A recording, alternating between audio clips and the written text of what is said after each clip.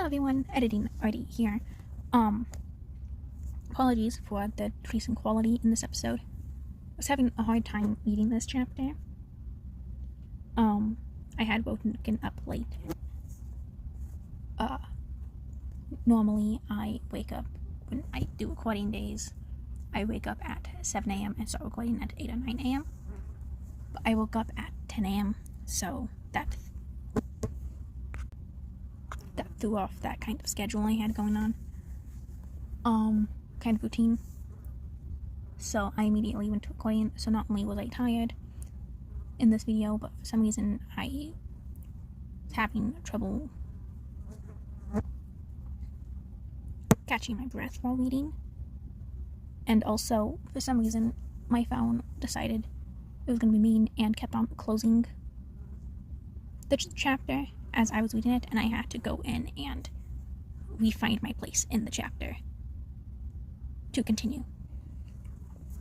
So I did edit this video for the most part, at least halfway, for I was just too tired to continue.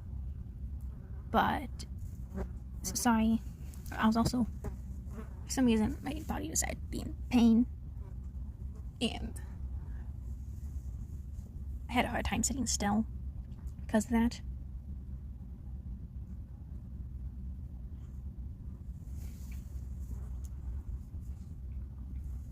So that's the reason why there's so much shuffling and background noise. Anyways, I think that is all for this intro. Apologies for buzzing, whatnot. There is a period in this episode that kind of feels like it's skipped, and I tried to hide that as much as possible, but I was having a hard time. I was busy, my phone went off with notification, and I had to check what that was, and just it caused a loud noise that I had to cut out. Anyways, I think that is all. On to the episode.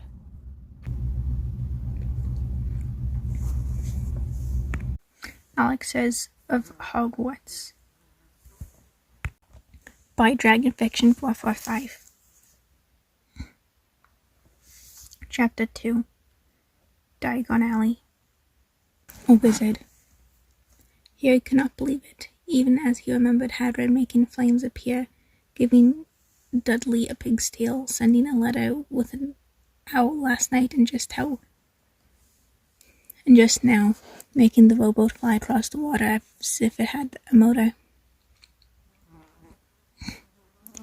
As they got off the train that brought them into central London, Hagrid finished complaining about the tiny seats and turned to Harry.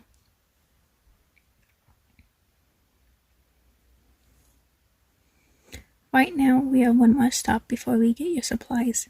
He's on the way. Come on.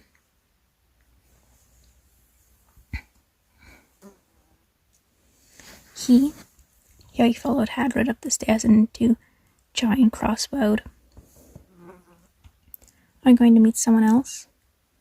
We are. Another student is always dean at Hogwarts for his first year. Hagrid towered above the crowd with Harry trailing close behind.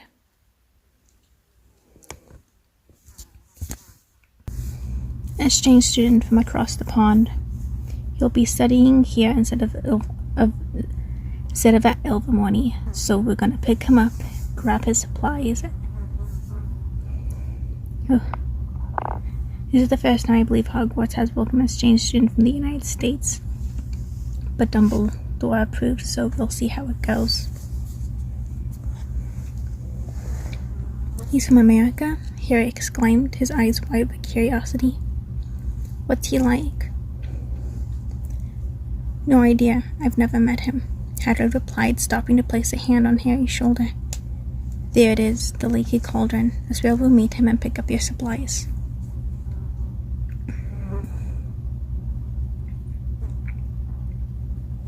It was crowded when they walked in and went silent as soon as they opened the door. Harry stepped back to hide against Hagrid's side as the barman greeted them. There you are. Your guest has been waiting almost half an hour for you. Do you want the usual, Hagrid? No can do, I'm afraid, Hagrid said, placing a hand on Harry's shoulder. I'm on official Hogwarts business today. Ah, there he is. He must be American Dumbledore told me about. I am. Boy moved to greet them, holding his hand out to Hagrid. I'm Nico D'Angelo. It's a pleasure to meet you. Nico D'Angelo was a slender, pale boy with messy hair, held in place by a golden pin. He wore black with a leather jacket and a chain belt. He was exactly the kind of kid the Dursleys would despise at first sight, making him automatically cool in Harry's eyes. However, Harry's attention was drawn to the prominent scars on Nico's face, which were much larger and more noticeable than his scar, which was hidden by his hair. Although Nico didn't smile, Harry sensed that he shared the same cautious thrill at learning about what they were doing here. It's a pleasure to meet you as well. I'm Mobius Hagrid, the groundskeeper at Hogwarts. I'll be taking you to buy your school supplies, Hagrid said, shaking his hand. And you? Nico turned to Harry and held out his hand again. The boy had an aura of death around him, concentrated on his head. Nico narrowed his eyes as his bangs moved to reveal a small scar in an uneven zigzag, with the tiniest scars branching off of it. It looked like a lightning bolt. His olive skin was even lighter around the scar, as if illuminating it. No wonder he'd hit it with his hair.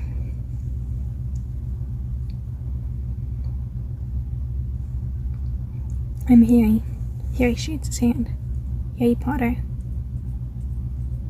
Is it really? The barman, Tom, breathes out. He comes out from behind the bar to shake Harry's hand. It's an honor to meet you, Mr. Potter. It is an absolute honor. Suddenly they were surrounded by witches and wizards, all trying to shake Harry's hand. Hagrid encouraged them to move toward the back of the pub, with Nico on his other side, as they slowly worked their way through the crowd. Come across the man with the head in a head wrap.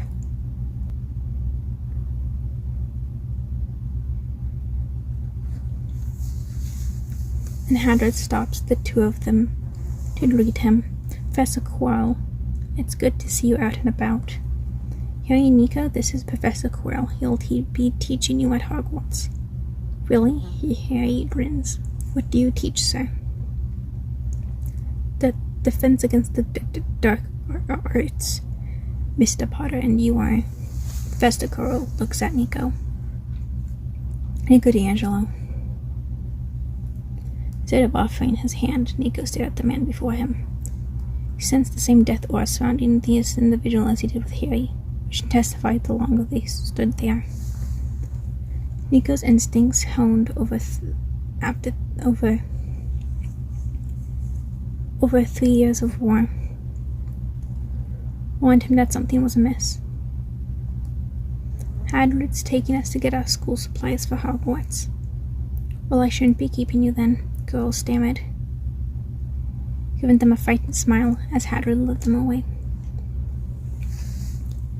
Is he okay? Harry asked Hagrid as he guides them into the narrow alley enclosed by brick walls. Quirrell? He's always been nervous, but he's worsened recently. The poor fellow had a nervous breakdown after encountering a hag about a year ago. Hagrid replied, pulling out his umbrella and muttering to himself as he studied the wall. So, what did you do to attract a fan club? Nico asked Harry, turning to him with his hands in his pockets. I didn't do anything, Harry protested. My parents, they're dead now, so I get all the credit for it, I guess. Ah. Nico shifts uncomfortably.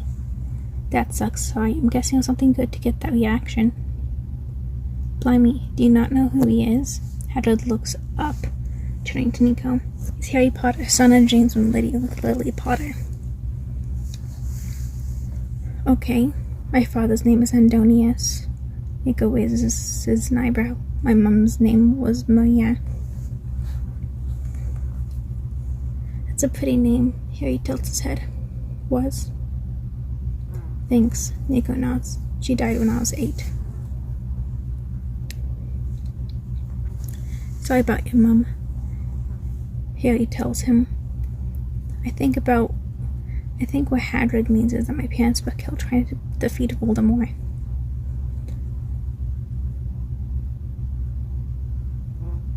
Who's Voldemort?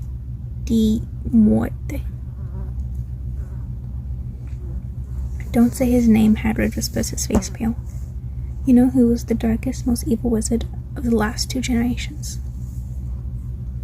I think he's like Wizard Hitler or something, Harry whispers. Alright then, Nico shrugs. So why are you famous? Tried to kill me, I guess, and ended up killing himself. It happened when I was a baby, so I don't remember anything.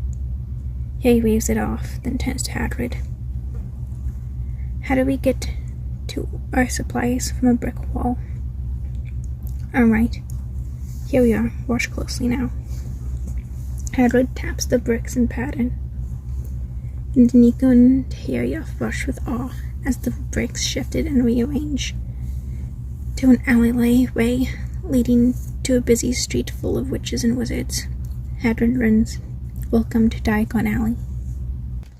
All kinds of shops caught their attention as they made their way to Gringotts, the bank. A group of women were complaining about the cost of dragon liver.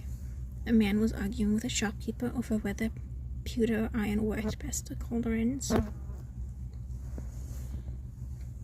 group of kids came shoving each other out of one shop. One was full of candy.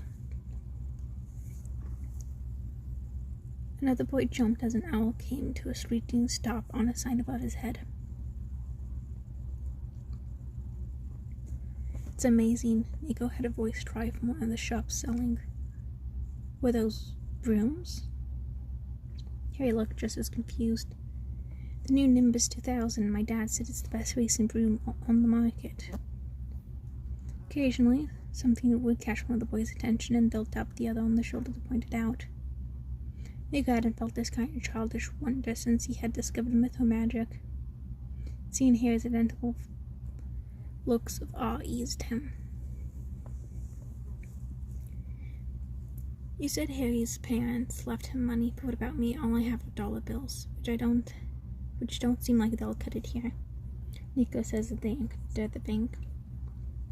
You have to exchange it then, Hagrid tells him. We'll set you up with someone who can do the exchange for you while I take Harry down to his vault. Then we'll meet at the door. Does that sound good? Nico nods and is paired with a man from the exchange department, while Hagrid and Harry are escorted somewhere by a short, tan man with pointed ears and a fanged grin. The man introduced himself as Damien Westlake, and when Nico asked, he broke down the wizarding currency as well as he could. Noct is equivalent to a nickel or dime in U.S. currency. A sickle consists of 29 knots, whilst a galleon is equivalent to 17 sickles, or 493 knots. The galleon is the largest denomination of currency in terms of both size and value. Nico then opened his wallet, which was magically connected to his vault in his father's palace. Withdraws enough money to hopefully last him through the school year. Can I open a vault here at Gringotts so I don't have to lug all this back to Hogwarts? Nico asked when he realized just how much his allowance is worth. Of course you can, sir. Damien prepares the key himself. Vault 883. Nico thanked him when he gave him the bag to take some of the coins. He swiped a stack of coins that were already laid out on the counter. After exchanging some of it into British pounds, just in case, he leaves with the banker to take the rest of the deposit into his vault. He returns to the front of the bank and tries not to think about the equivalent of thousands of dollars worth of gold, silver, and bronze he has in his pocket. Got everything sorted out then? Hagrid asked. The man looks pale and shaky, and Harry is clutching his own bag of money tightly. I opened it account so I wouldn't have to carry it all, Nico tells them as they step outside. Are you okay? I hate those carts. Hagrid shakes his head. I want to pop back into the pub and talk to Tom about getting some transportation to the train station when 10 starts. Nico, you don't mind, do you? I need a bit of a pick-me-up after riding around those tunnels. You two can take the time to get fitted for ropes. Bloody boring that. That's fine, we'll meet up with you in a bit then. Harry smiles. Nico nods and waits for the man to leave before leading Harry back down the street to where Hagrid had burned out Madame Malkin's robes for all occasions. So tunnels, huh? Harry learns and tells him about the tunnels, the cart they rode, and how a dragon supposedly got into the lower vaults. He tells him about Vault 713, which contains only a single item that Hagrid was grabbing for Dumbledore. How only the bankers can open it, and how they only check if someone tries to break in every 10 years.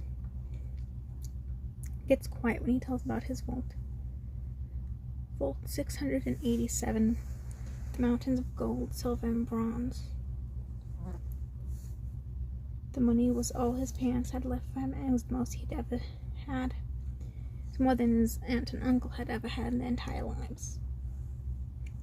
Do you think they'll tell them, my aunt and uncle? Do you think they'll tell them how much money I've got? I doubt it. Nico squints at the signs adorning the buildings. His magic caused the words to shift and change colors, rendering them unreadable to him. If they were going to, you would think they would have mentioned it when they took you in. Your baby, if they didn't, it might be because your parents wished to keep it a secret, or was left solely for you and their will, preventing others from accessing it. It may be because the Muggles, they can't use wizard currency to pay for essentials like bills or food. They likely receive financial support to look after you, similar to the situation with foster kids in the States. Oh, Harry got quiet. He stops and points to one of the shops. Here it is. Nico follows him in, and a woman smiles at them from the counter. Hogwarts for the two of you, then. Come on, we have another here already, so I'm afraid one of you will have to wait. He can go first. Nico nudges Harry forward. Harry's the actual wizard here, so it's more important for him to get his supplies. Nico pulls out his list. We also need pointed hats, gloves, and winter cloaks. Do we get those here, or will we need to go elsewhere? We have the cloaks here, but not the hats or gloves, she says. Those you'll get right down the street there. Thank you, ma'am. Alright, then follow me. She lays him back and gestures for Harry to stand on the footstool next to the blonde boy. She points to the stool off to the side for Nico and grabs a rope to drag over Harry's clothes, already pinning it in place. You can sit there, dear, and you'll need to take your jacket off when you come up so we can get the right measurements. Yes, ma'am. Nico sat. So polite, this boy, the two women giggle. Are you a foreigner? Asks the blonde boy, scrunching his nose. What brings you here? We're getting our uniforms for Hogwarts, Nico replies. Will you be enrolling? The boy looks surprised. I was not aware that the school accepted international students. I doubt I'm the only one in our year. Nico crosses his arms over his chest. Are you first year too? Obviously. The young boys inhale sharply. My father is getting my textbooks while my mother is considering appropriate wands. I intend to persuade them to examine brooms afterwards. Can you believe that first years are not permitted to bring their own brooms? My father has already stated that he would purchase a new one for me as my previous broom became outdated a month ago. I'll need to devise a method to bring onto the train discreetly.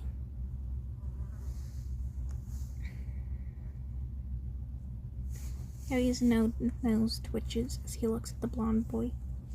He looks bored. He reminds Harry of his cousin Dudley.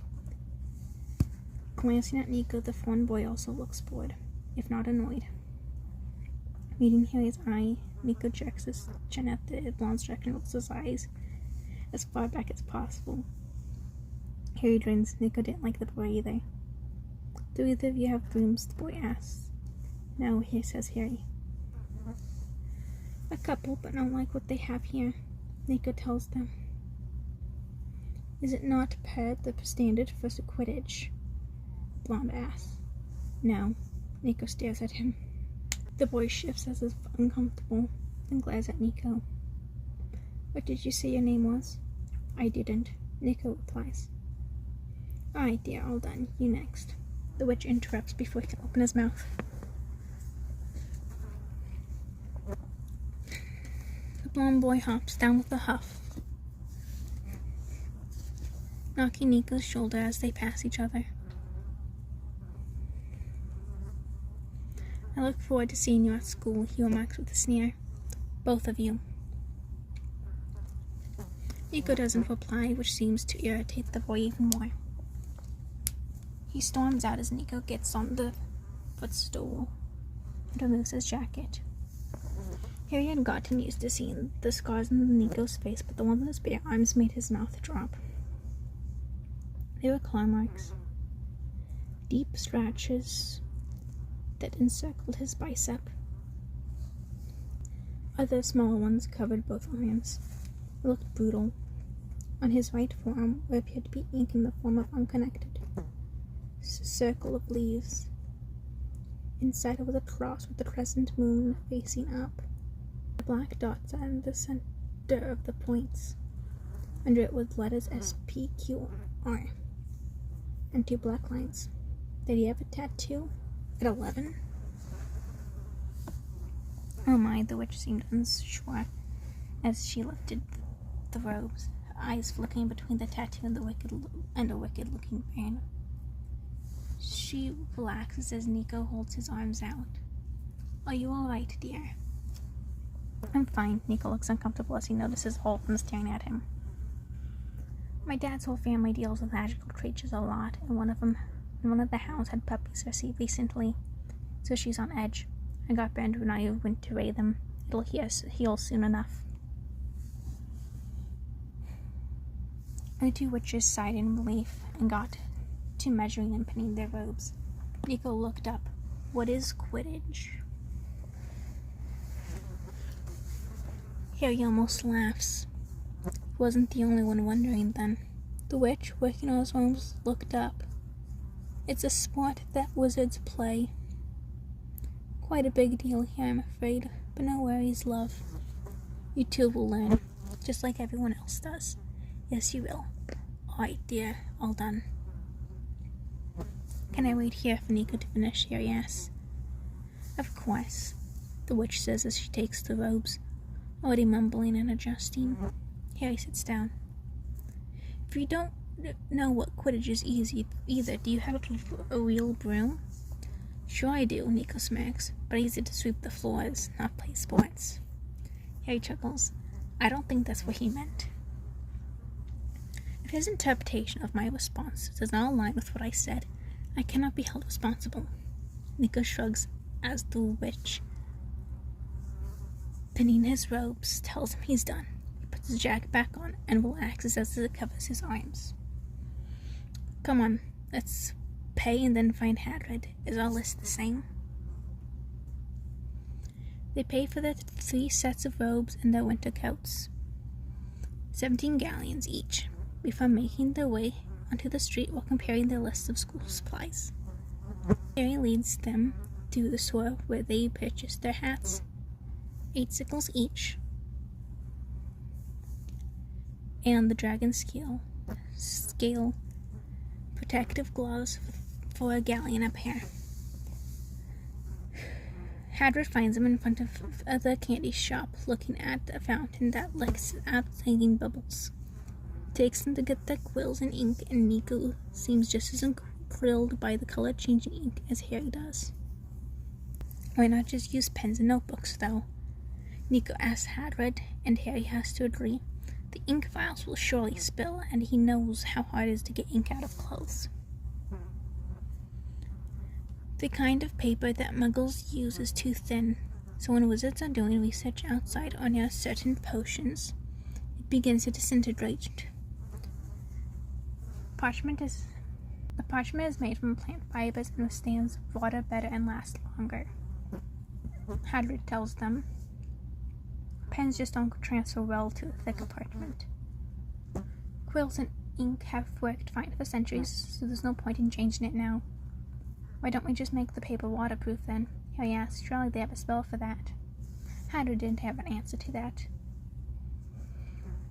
After getting their schoolbooks, he had to drag Nico and Harry out of Flourish and Blots. Harry had wanted to get a book on curses and jinx to use on Dudley. Nico had looked ready to grab one of everything. The visit to the apothecary had made Nico a little queasy, as he looked at all the body parts and live animals, which were used for bait, or as ingredients in potions. They retrieved the cauldron scales, telescopes. It had already made the trip back to the leaky cauldron to store their belongings in Nico's room so they wouldn't have to carry them through the thickening crowd. All that was left was to get their wands. I already have one, Nico says, pulling the gold pin from his hair. Harry hadn't realized it was a wand. It was at least 10 inches long, and its thicker base was gold. However, as opposed to trip, it transitioned to pale yellowish off-white color. It was pretty and simple, and Harry told him so. Nico nodded his thanks. Well, blimey that. Alright then, Harry, we'll be needing to go to Ollivander's for yours. Hagrid points up the street to some old stone building with a wand on a cushion in the window. And I still need to get you a present for your birthday. You don't have to. It's your birthday? Nico looks at him and Harry nods. Well, happy birthday then. Thanks, Harry whispers. The tips of his ears turn red as a smile creeps onto his face. Next to Hagrid, Nico was the only person he could remember wishing him a happy birthday in years. I'll tell you what, I'll get you a pet. Hagrid nods to himself. You can take it to Hogwarts. It says so right there. Not a toad, mind you. They went out of fashion years ago. Cats make me sneeze. No, that's it. I'll get you an owl. They are very useful. They carry your post and all. Come on then. Owl or wand first. They go to get an owl. Harry walks up and down the shops amazed at everything. There was a second floor of cages and owls on the railings and rafters, looking down at everyone. They have toads and snakes in glass cages towards the front. The cats roam around, sunning themselves in the windows and sprawling across on the counter as the sales witch checks people out. He doesn't know what a pygmy puff or a double-ended newt is, so he stays away from their cages. Nico steps up next to him. How much do you think they go for? I have no idea. Harry tells them, looking at all the different owls flying around. Do you think they use magic to keep the store clean? They'll have to, otherwise it would be full of shit or people cleaning the shit. Nico snorks. You curse a lot. Harry looks at him. My family curses a lot, so did the kids at my school in the States. Guess I've gotten used to it. Nico looks at a cage with a bright pink bird and moves away after reading that it has a silencing charm on it, so its song won't drive you mad. No, thank you. You already go to wizarding school? Harry asks him.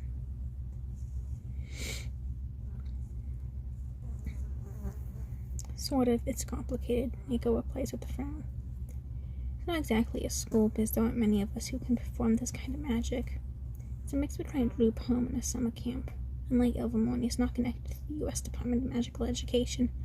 I was born in Italy, so we are uncertain about my acceptance, since I'm technically not a U.S. citizen.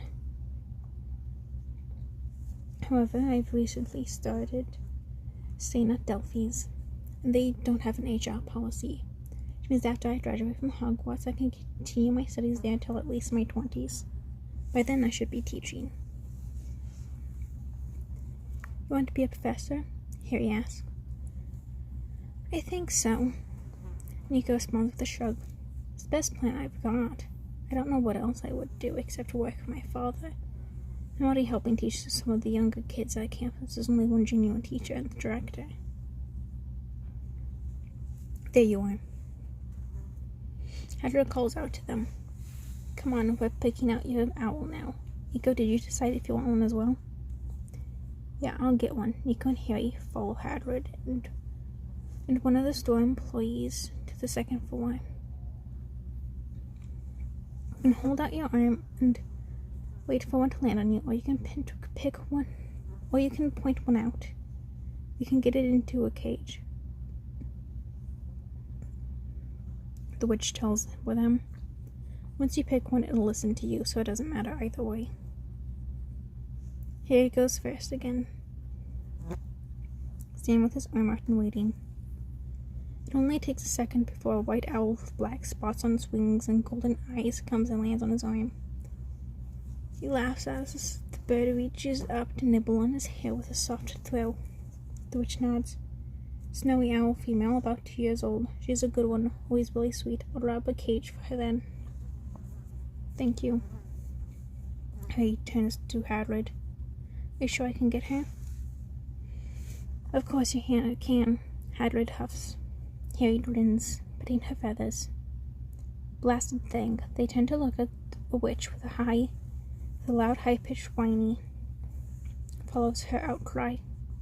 She's carrying a cage with a small, dark owl swooping on her.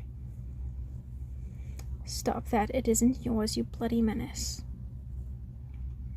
As it lands on the railing, it thrills again, prompting Nico to approach the owl. Feathers on its head are dark brown, transition to auburn with a tawny tail and underbelly, with the real marvel lies in its eyes, a deep black adorned with white and red spots, resembling the night sky. Nico recalls Annabeth mentioned her mother's sacred animal enough times to recognize that this owl is blind. Yet it navigates around the witch, who has claimed its favorite cage, and knows the location of the railing. Nico extends his arm, and the owl's ear, the tufts pick up as it thrills again. Hopping from the railing to his arm, its gaze never wavering from his. Yeah, this owl can see him.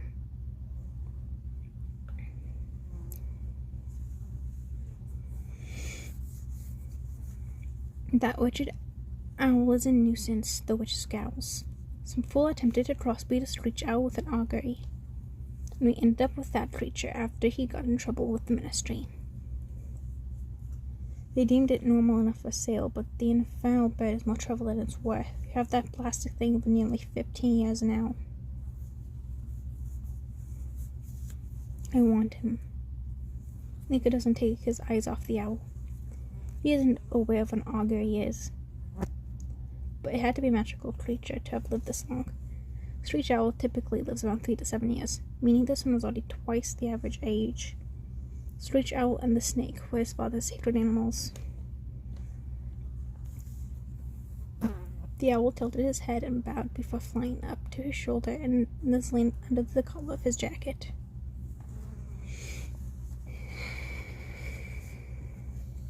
I'm not sure I can sell him to you, but I'll ask. Honestly, I'll be happy to see him gone. The witch leads them back down to the ground floor and goes behind the counter to ask about the screech owl. Hagrid, what's an augury? He asks. Nico looks up from where the man was letting the owl nibble at his fingers. It's a magical peafowl from Ireland. Hagrid smiles. Irish phoenix is what they're commonly referred to. They got a bit of bad reputation for their cries foretelling someone's death, which is a lot of shite. They sing when it rains, that's all. They're not as colorful as normal phoenixes, and a bit scrawnier, but they're beautiful birds. Oh, look at his eyes, he's amazing.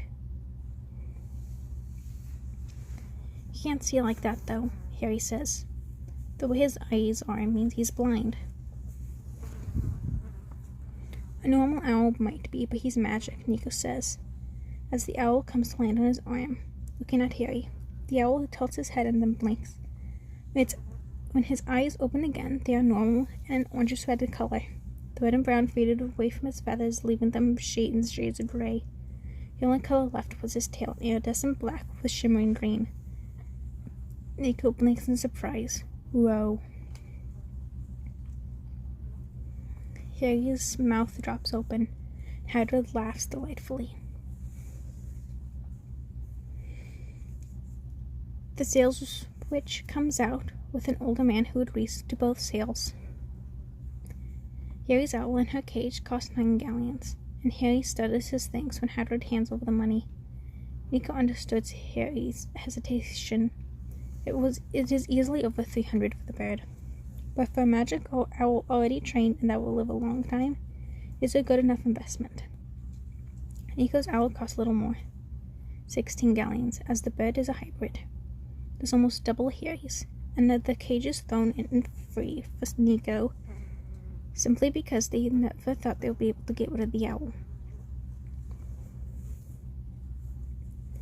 He hides all the time in those cages up there, the man tells him. Never comes out, that one. He's not aggressive or anything, but he gets nippy when we try to get him out on the floor. He doesn't like people much, and he always shifts to his other form, making everyone think he's blind. No one wants a blind owl, no they don't. We were going to send him to a special preservation for magical creatures, but I suppose he was waiting for the right lad to come along. He must like you. I like him too, Nico says as he pays. The owl gets a little thrill and tries to bite the coins, so Nico pulls out a nut for it to carry. It rejects the cage when offered instead of curling up against Nico's neck as they make their way to Ollivander's. He can't wait to see Annabeth react to him having an owl. Any thoughts on a name? Hagrid asks as they approach Stone Building. I have no idea. Harry shakes his head. Nico holds his arm up for the owl to hop onto and stares at the bed, as if it could tell Nico what he wants. The owl's eyes flash from red to a starry night to red again. Nico nods.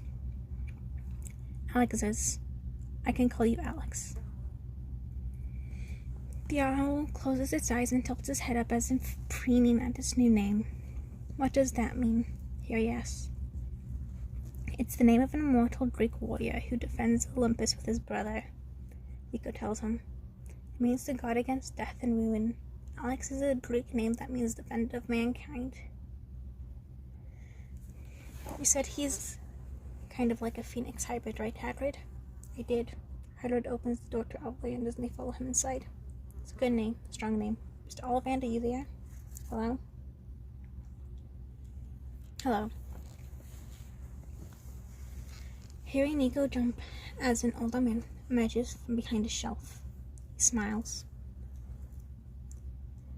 I've wondered when I'll see you here, Mr. Potter. Yes, I suppose it is that time, isn't it? I told him there's no place better. Hagrid grins, sitting on a small stool by the door. Told him if you ever needed a wand, you'll want one from Ollivander's that I did. Nico stands back near the window with Hagrid as the man comes up and measures Harry's arm. Nico stares at all the wand botches on the cells and feels longing as he thinks of sitting with Leo and Llewellyn while making his own wand. He missed them already, and it hadn't even been a day. It gets awkward when Mr. Ollivander starts talking about Harry's parents, wands, and Voldemort's. Standing too close to Harry that the boy almost retracts from him. He does step back when Ollivander nearly touches his scar.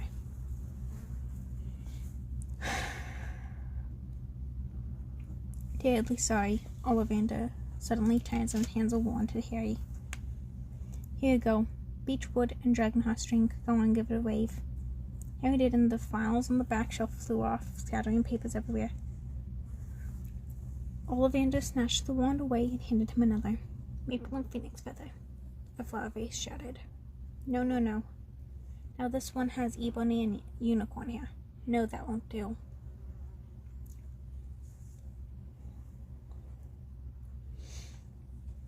Nico is captivated as each wand either wrecks havoc on Ollivander's shop, fails to work, or is snatched by the man before Harry can even try it. They spend an hour there, and the pile of rejected wands keep rising. While Harry grows more frustrated with each refusal, Ollivander appears almost delighted. So when he returns with a new wand, looking serious, Nico straightens up in anticipation. I wonder, Ollivander says softly as he hands the wand to Harry. Harry gives it a wave, and red and gold sparks fly from the tip. Hagrid and Ollivander cheer. Harry beams, and Nico feels relief. Ollivander wraps Harry's wand with a simple murmur. Holly and phoenix feather. How curious, very curious. What's curious? Harry asks. Nico pulls out 7 galleons to pay for his wand as a gift and tries to calculate the costs. If nuts or pennies, a little more than $2, and a galleon just under $37. And the wand was $260, maybe a little less. He guesses it is a decent price to invest in the wand. You'll only place if lost, stolen, or broken.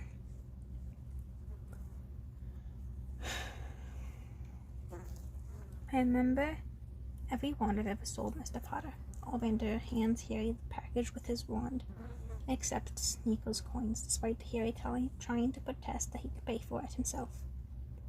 The phoenix that gave the feather for you in your wand has only ever given one another. I'm curious that you should be destined for this wand when its brother gave you that scar.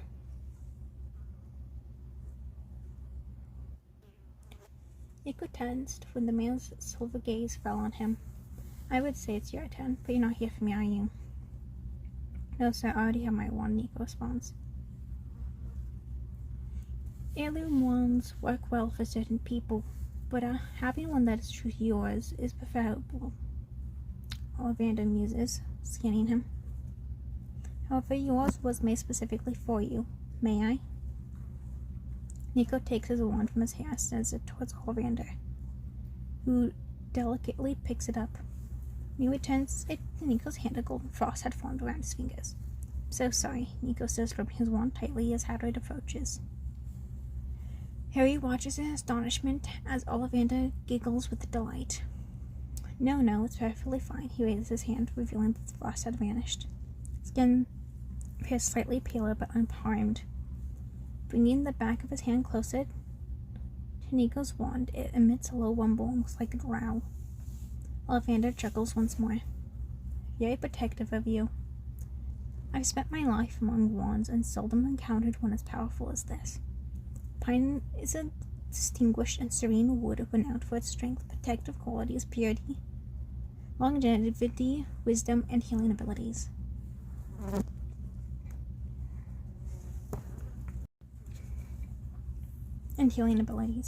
While I've observed pine wands being protective, none have done so with such intensity.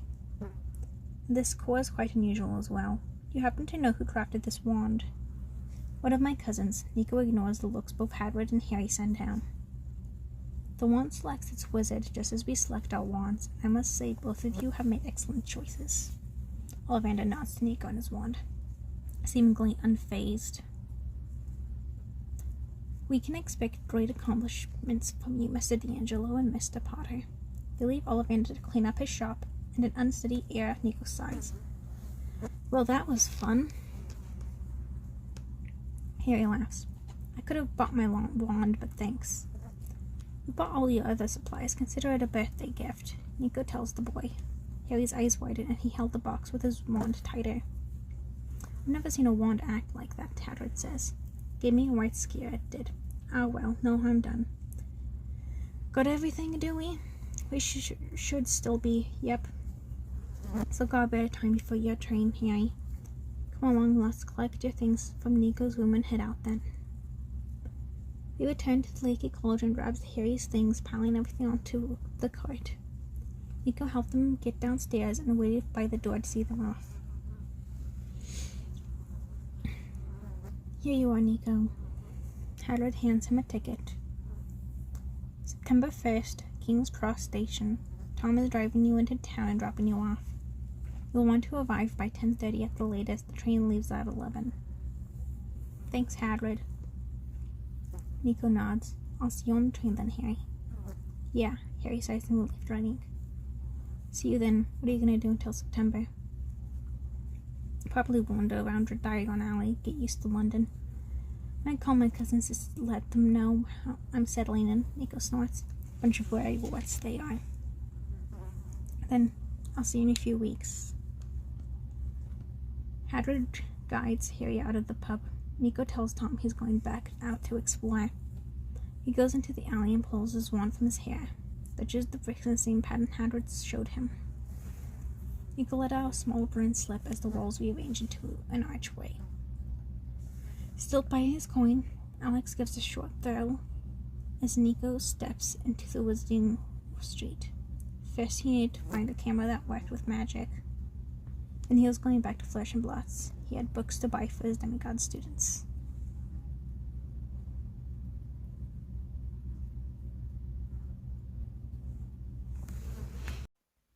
Chapter notes.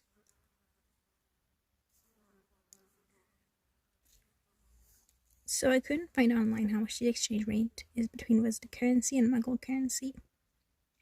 Then I realized I have to exchange UK pounds for US dollars too, so I did some math and decided which one sounded the most realistic. This is consistent throughout the story. Nuts, 75 cents a piece. Sickle, $2.18 a piece. 29 nuts to a sickle. Galleon, $36.98 a piece. 493 nuts, or 17 sickles to a galleon. List of things bought and the Muggle equivalent.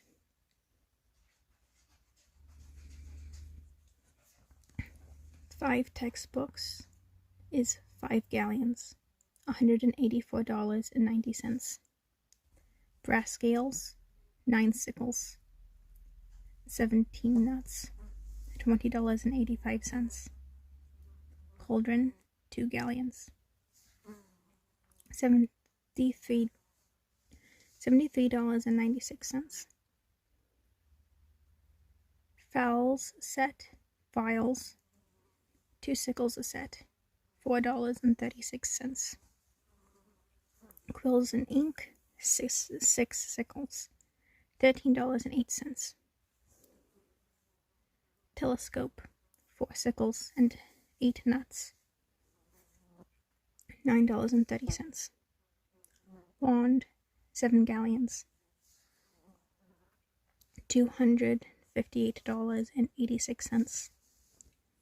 Uniform robe, 3 sets, 5 galleons a set, 15 total, $184.90 per robe, 90 cents per robe, or $554.70 for the 3 required use sets. Pointed hat, 8 sickles, $17.44. Protective gloves, 1 galleon, $36.98. Winter cloak / coat, 2 galleons, $73.96. Total for first year supplies, 33 galleons, 12 sickles, 25 nuts, $1,248.39. Harry's owl, Hedwig and her cage, 9 galleons, $332.82. Nico's owl / augury hybrid,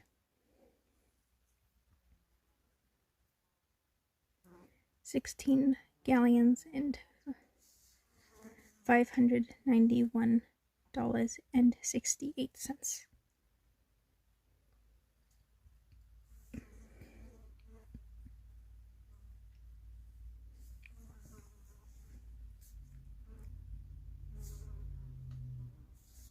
Okay, so I decided that was actually the beginning of the chapter. I decided to put this near the end, just so that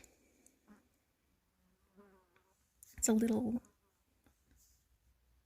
easier for me to do. And less spoilerly, I guess.